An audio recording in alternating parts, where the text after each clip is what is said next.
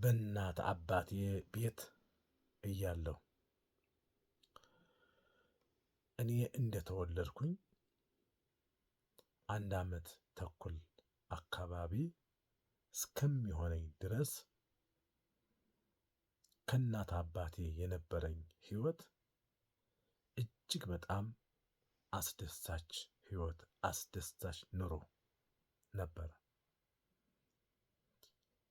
እጫወታለሁ፣ እስቃለሁ። አባቴ ያቅፈኛል፣ አሽኮኮ ይለኛል። በዚያ መልካም ፊቱ ፈገግታው ሲስቅ ሲጫወት እኔን ያስደስተኛል። እኔ እጫወታለሁ፣ እባርቃለሁ።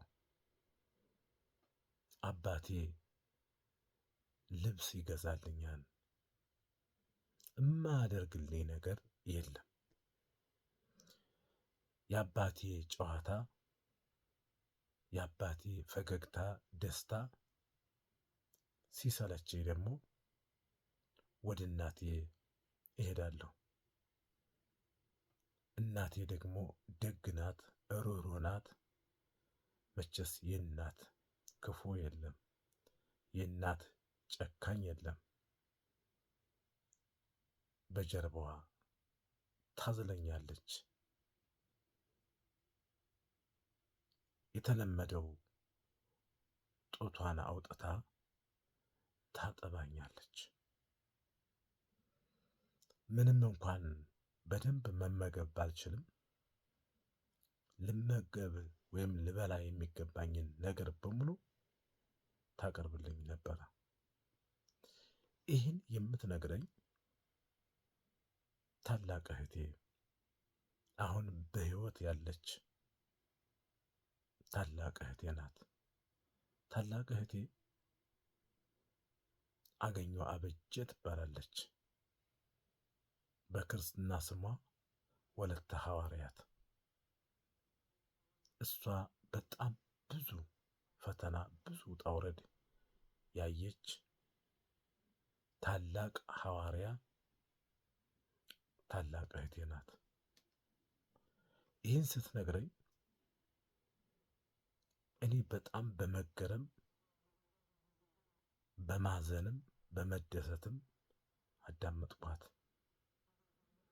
ግን መጨረሻ የሚያሳዝን ነገር ነገረችኝ። እኔ የተጨነኩበት ያዘንኩበት መሪር ልቅሶ ያለቀስኩበት ሁኔታ ነገረችኝ። እሱም መጀመሪያ ገና እኔ በእናቴ ማህፀን ሳለሁ እናት አባቴ ለመፋታት ለመለያየት የወሰኑትን ውሳኔ ተግባራዊ አድርገው በመፋታታቸው ወይም በመለያየታቸው ምክንያት ከእናቴ ጀርባ ሁኜ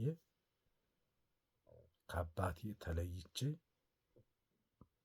ወደ እናቴ አገር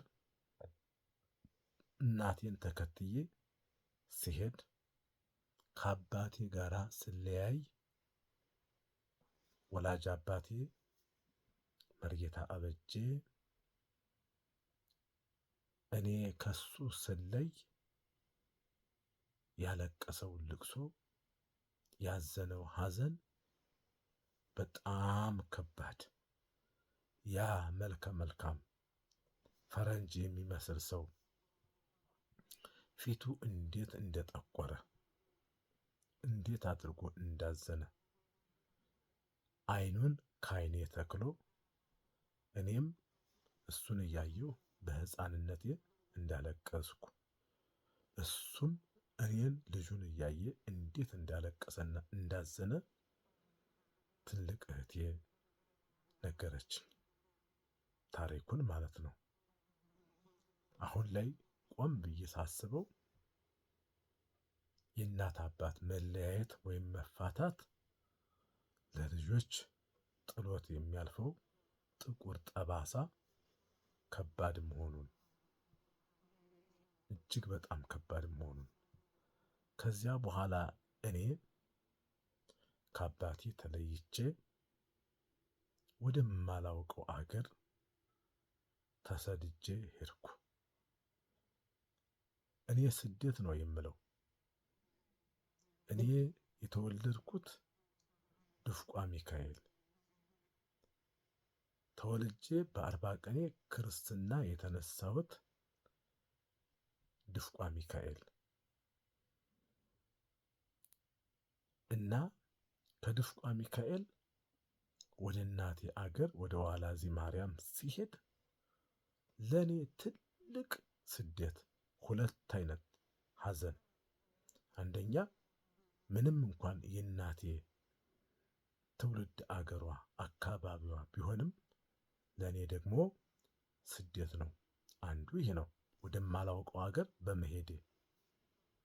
ሁለተኛ ከዚያ ከሚወደኝ ከሚስመኝ አይቶ ከማይጠግበኝ አባቴ ያ መዓዛው፣ ሽታው፣ እስትንፋሱ የማይጠገበኝ እቅፍ ድግፍ አድርጎ አሽኮኮ ብሎ እንደዚያ የሚያስደስተኝ ከአባቴ በመለየቴ፣ ይሄ ሁለተኛው ሐዘን ነው።